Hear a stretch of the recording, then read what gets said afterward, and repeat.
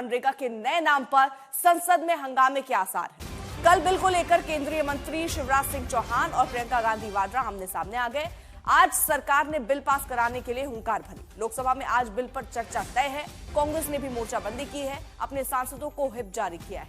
लोकसभा में चर्चा के लिए आज जी राम जी बिल को सूचीबद्ध किया गया है। कल केंद्रीय ग्रामीण विकास मंत्री शिवराज सिंह चौहान ने इसे पेश किया, जिसका विपक्ष ने पुरजोर विरोध किया।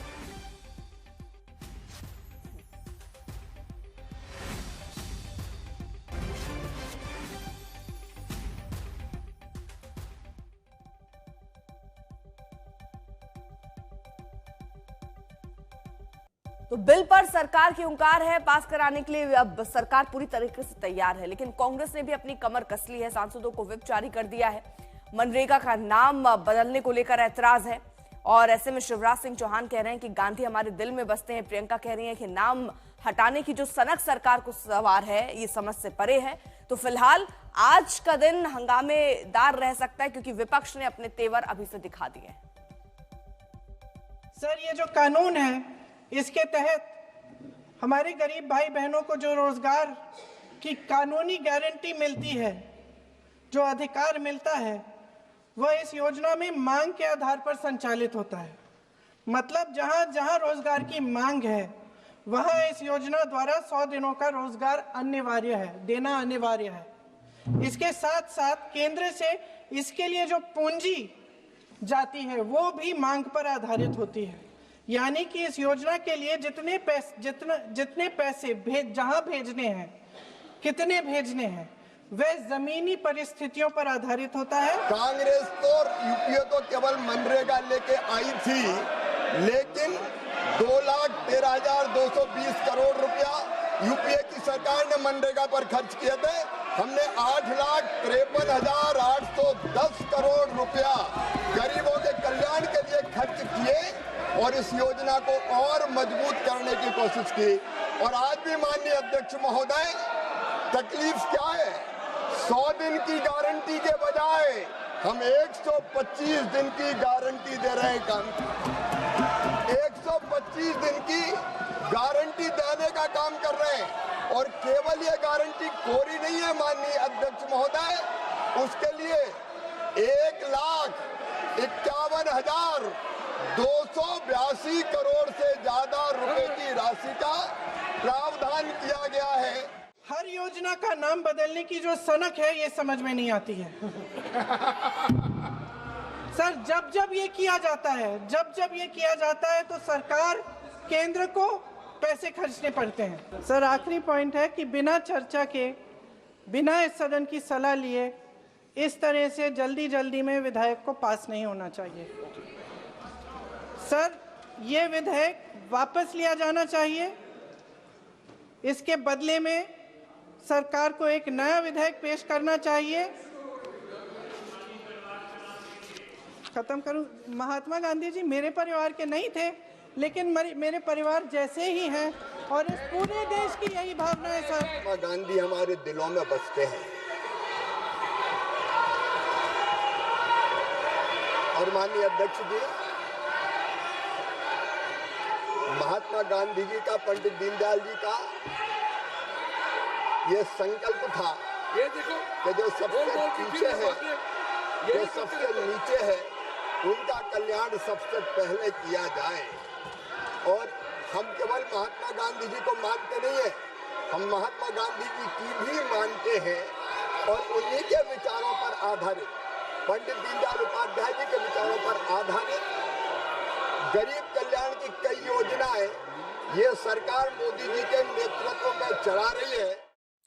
संसदीय कार्य मंत्री किरेन रिजिजू ने नए बिल पर हुंकार भरी। उन्होंने कहा कि बिल पास करके रहेंगे और ये भाग जाएंगे, ये सुनेंगे ना फिर भाग जाएंगे, चर्चा का मांग करता फिर भागेंगे। ऐसा नहीं होता है। जो देश हित में बिल पारित करना है वो तो हम पारित करके ही रहेंगे, लेकिन आप लोग बहस में हिस्सा लीजिए, हमारे कोई आपत्ति नहीं, हम लोग सुनने के लिए हमेशा तैयार रहते हैं। मेरा सिर्फ लिमिटेड पॉइंट है, जब हम रूल 72 पे यहाँ इंट्रोडक्शन ऑफ बिल पे अपोज करते हैं तो स्पेसिफिकली स्पीकर साहब ने बार बार याद दिलाया, we have to oppose the introduction of the bill only on the ground of the competence of making legislation of this house. इस सदन का लेजिस्लेटिव कॉम्पिटेंस को ही सीमित रखे तो ठीक रहेगा। दो सहयोगी इस वक्त हमारे साथ जुड़ चुके हैं। जितेंद्र हमारे साथ, हमारे सहयोगी मौजूद हैं, और राहुल गौतम भी हमारे साथ मौजूद है। जितेंद्र, सबसे पहले सवाल यही है कि नाम बदलने की जरूरत क्यों थी, ये विधेयक लाने की जरूरत क्यों थी, जरा इसको एक्सप्लेन कीजिएगा। देखिए, सरकार की तरफ से ये लगातार कहा जा रहा है कि इसका नाम जो है विकसित भारत जी राम जी रखा गया है। यानी कि सरकार का जो मूल रूप से ये कहा जा रहा है कि 2047 तक भारत विकसित होगा, उसको लेकर के किस तरीके की तैयारियां हैं और किस तरीके से इस पर कदम बढ़ाना है। सरकार ये दलील दे रही है कि 2047 तक के लिए किस तरीके का रोजगार गारंटी की जो पूरा प्राविधान है उसको बेहतर तरीके से करना है, और इसी वजह से जो पहले मनरेगा में 100 दिनों का काम था उसको 125 दिन का किया गया है। इसके साथ ही विपक्ष की तरफ से जो सवाल खड़े किए जा रहे हैं कि राज्यों को इसमें ज्यादा अब कंट्रीब्यूट करना पड़ेगा, तो सरकार की तरफ से कहा जा रहा है कि जो ऐसे राज्य जो कि प्लेन एरिया में आते हैं, जिसमें 60% और 40%, यानी कि 60% केंद्र सरकार के द्वारा दिया जाएगा और 40% राज्य सरकार के द्वारा दिया जाएगा। और इस वजह से ये किया जा रहा है क्योंकि राज्यों की अकाउंटेबिलिटी पहले उतने बेहतर तरीके से नहीं होती थी। अब राज्य जब पैसा इसमें खर्च करेंगे तो उनकी भी अकाउंटेबिलिटी होगी और वो रोजगार देने में लोगों को किसी भी तरीके की दिक्कत नहीं होगी। इसके साथ ही हिमालयी जो राज्य हैं उनके लिए पहले से ही जो योजना चली आ रही है उसमें 90 और 10% का, यानी कि 90% केंद्र सरकार और 10% राज्य सरकार के द्वारा खर्च किया जाएगा। एक सबसे बड़ी बात अर्पिता इसमें यह किया गया है कि इस बार एआई टेक्निक का इस्तेमाल भी इसमें किया जा रहा है, क्योंकि ग्राम पंचायतों से इस तरीके की खबरें आती थी कि वहां पर रोजगार देने के लिए जिन लोगों को लाया जाता था उसमें कुछ धांधली हो जाती थी, धोखाधड़ी होती थी।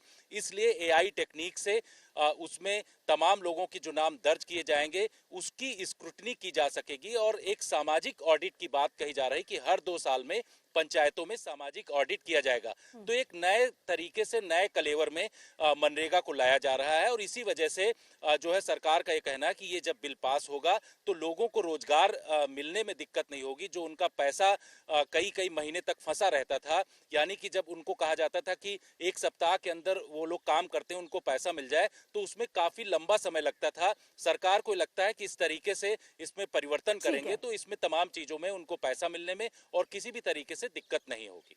ठीक है राहुल, यहाँ पर विपक्ष की, खासतौर पर कांग्रेस पार्टी की नाराजगी सिर्फ नाम बदलने को लेकर है, या जो राज्यों पर अतिरिक्त बोझ डालने की बात कर दी गई है, क्योंकि अब हिस्सेदारी राज्यों की ज्यादा बढ़ा दी गई, 40% अब बोझ जो है वो राज्यों को उठाना पड़ेगा, इसके भी नाराजगी है। वो कौन कौन से पॉइंटर्स है जिन पर वो चर्चा चाहते हैं, और चर्चा के बाद क्या वो तैयार होंगे इसके लिए?